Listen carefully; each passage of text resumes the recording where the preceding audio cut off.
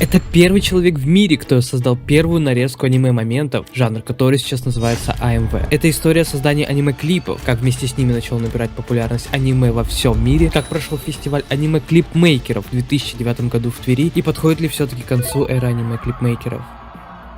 Это был 1982 год. Тогда Джим познакомился с японской анимацией, когда он увидел музыкальный клип на MTV. Ему пришла идея объединить историю из аниме, которую он увидел, с музыкой, которая ему понравилась. В то время единственный способ создания АМВ было с использованием двух видеомагнитофонов. Один использовался для проигрывания кассеты с исходным видеоматериалом, в то время как другой использовался для записи АМВ. Клипмейкер записывал часть материала, останавливал кассету с АМВ, находил следующий кусок нарезки, записывал и медленно повторял эту операцию. Музыка добавлялась в конце, обычно на диске или кассете. У Джима был один видеомагнитофон, настроенный на запуск для записи шоу, но после нескольких месяцев накоплений, а также продажи нескольких старых комиксов, он наконец купил второй видеомагнитофон. Это был Hitachi VT6800, и это все, что он мог себе позволить на тот момент. Но что нарезать? Местная станция PBS транслировала телешоу 67 года «Заключенный», и в то время они показывали последний эпизод, где в конце играла песня группы The Beatles, которая как раз таки ему и понравилась. И после того, как он уже определился с аниме, он создал свое первое АМВ-видео под научно-фантастическое аниме «Космический линкор Ямато». И впервые был показан на публике, когда он участвовал в конвенции по научной фантастике, чтобы заполнить паузу между темами. Многие ранее авторы думали, что они сами открыли и придумали АМВ, но они были сильно удивлены, когда узнали, что не одни занимаются этим. Как, например, клипмейкер Мэри Кентони. Скучая летом, она нашла песню, которая хорошо сочеталась с некоторыми сценами из аниме. Технически она начала делать АМВ до того, как узнала о том, что существует само понятие АМВ. К сожалению, для ранних клипмейкеров процесс редактирования был очень ужасным.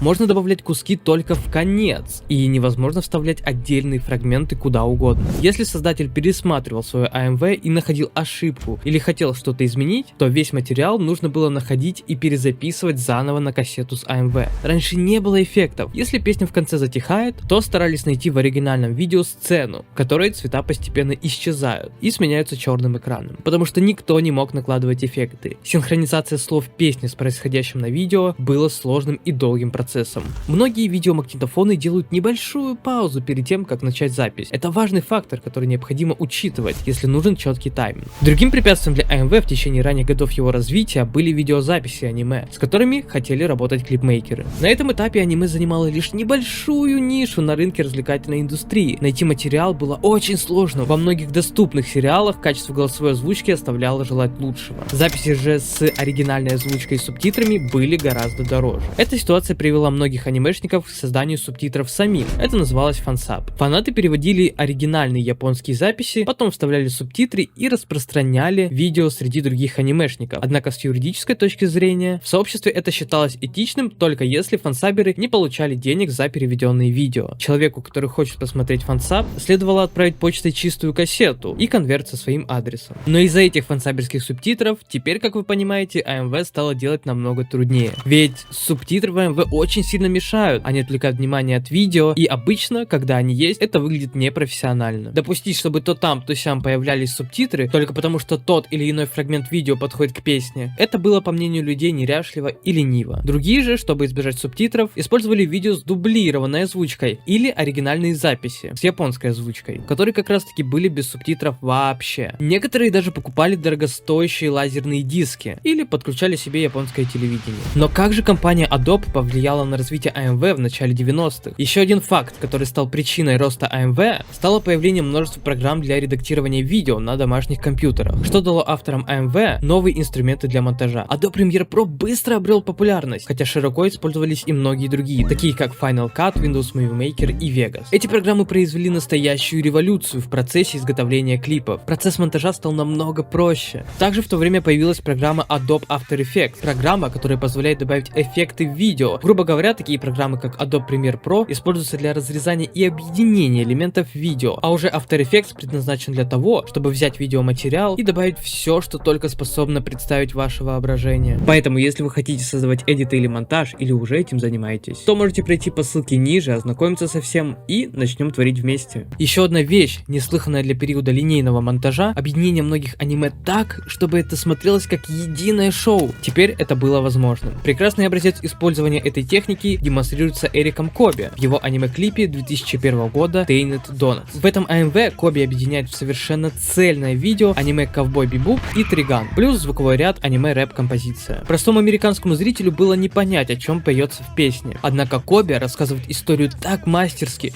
что уследить за ней несложно. Однако теперь возникла новая проблема, с которой никто никогда не сталкивался прежде. Используя метод двух видеомагнитофонов, как теперь перенести эти видеоматериалы на компьютер? Примерно на тот период, когда появилось большинство программ, появились и карты видеозахвата. Эти карты соединяют телевизор и компьютер и позволяют перезаписывать видео с ТВ на ПК. Видео, оцифрованное при помощи этих карт, по качеству лучше, чем то, что можно было получить при помощи способа двух видеомагнитофонов. Однако, наконец, в тот момент аниме стало набирать большую популярность среди американцев. В 1995 году в Billboard была опубликована статья о том, что популярность аниме возросла. Особенно это относилось к рынку домашнего видео. Буквально год спустя в аналитических статьях отмечалось, что аниме стало одним из самых популярных жанров в видеомагазинах. Аниме поднялось в рейтинге до списка бестселлеров благодаря ряду видеомагазинов, таких как Suncoast Motion Pictures, которые в свою очередь убедили другие магазины, например, такие как Best Buy. Новый скачок клипмейкерам дал то, что они долгое время ждали. Это DVD-диски. Рост популярности аниме привел к тому, чего так не хватало во времена фансаберов, появлению разнообразных качественных исходников и приходу потенциальных поклонников в мир АМВ. Эти изменения открыли путь АМВ на уровне просто хобби к большей аудитории. Однако нынешняя популярность пришла к аниме-клипам после очередного технологического взрыва. И очевидно, что благодаря тому, что появился интернет, многие люди начали знакомиться с явлением АМВ. Многие люди натыкались на них чисто случайно, разыскивая на самом деле что-то другое. Например, кто-то просто искал музыкальные клипы в одной P2P-шной сети и случайно, таким образом, наткнулся на АМВ-клипы. А у кого-то друг просто случайно закачал АМВ-клип на свой компьютер, и сразу же после первого просмотра его знакомый влюбился в этот жанр. Благодаря продвижению в технологиях нового тысячелетия, целые эпизоды и песни могли быть закачаны из интернета абсолютно бесплатно. Эта практика, однако, является и нелегальной, так как это является нарушением авторских прав. И позже многие программы для закачки и люди, которые использовали их, попадали под обвинение в пиратстве. Но несмотря на юридические стычки, эти скачанные аниме-эпизоды привлекли внимание еще большего числа людей к аниме. Интернет также упростил процесс общения между собой авторов. Вместо того, чтобы мотаться по конвенциям в поисках людей со схожими АМВ-интересами, авторы могли получать отзывы на свои творения почти мгновенно, просить совета, искать источники вдохновения или просто общаться с другими клипмейкерами. Но как конкурсы по созданию аниме-клипов привлекли новых людей в мире, а позже и в России? Такие мероприятия дают поклонникам аниме возможность собраться и пообщаться с другими поклонниками, купить товары, имеющие отношение к аниме, и просто хорошо провести время. Первым аниме-коном, сокращение от конвенция, был фестиваль Амакон 1, проведенный в 1981 году в Далласе. Он проводился в гостинице, длился всего один день и собрал около сотни человек. Конкурсы АМВ в рамках аниме-мероприятий сегодня составляют значительную часть мира АМВ.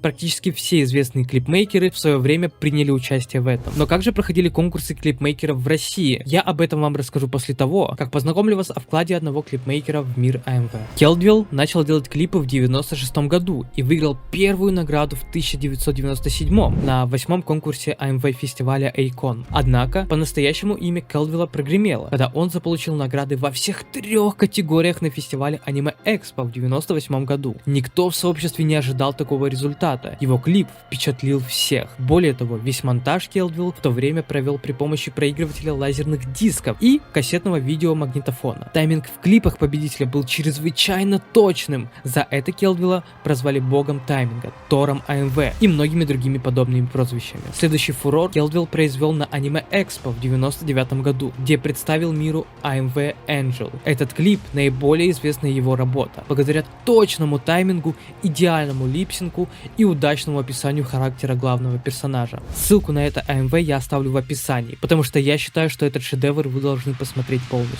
После этого события для многих поклонников аниме-клипов Келдвилл стал действительно богом AMV. О нем непрерывно велись разговоры. Кто он, где он живет, какую какую живет жизнь. В 2000 году Келдвелл представил 2 клипа на конкурс AMV Expo. Обе работы считались шедеврами его творчества. Однако ходили слухи, что его жизни угрожали, после чего он начал терять интерес к AMV и аниме в целом. 4 июля 2000 года, будучи на вершине славы, он объявил, что уходит от дел. После этого его практически не видели в AMV сообществе. Легендой его сделало скорее исчезновение, чем его талант.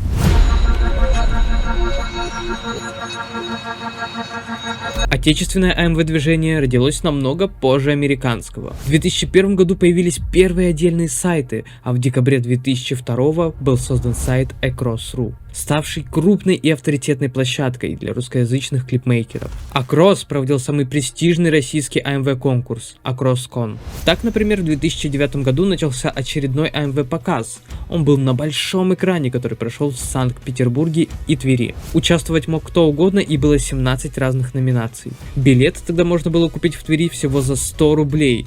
В конкурсе было 158 участников, из них 122 русскоязычных и 36 зарубежных. К сожалению, я не смог найти фотографий призов, которые там были. Однако есть такой приз. Это была одна из наград участников Big AMV Show, который прошел уже в 2010 году в городе Тверь, Питер и Челябинск. И как вы понимаете, это только начало. Сейчас вы видите трейлер анонса конкурса Big Contest 2011 года. Этот масштабный конкурс прошел на этот раз уже в Питере, Челябинске, Твери и Киеве. Представьте только весь этот масштаб, сколько пришло фанатов и какой был у этого ажиотаж. Тогда ведь все это и зарождалось. Параллельно с этим проходили и другие конкурсы, которые я мог просто упустить. Один из них AMV Казань 2011 года. Смотрите, какие там были милые призы. Эти конкурсы также прошли в 2012 и 2013 году в Казани. Параллельно с этим в 2013 году проходили и другие конкурсы. Однако не все так было хорошо. Один из последних масштабных AMV шоу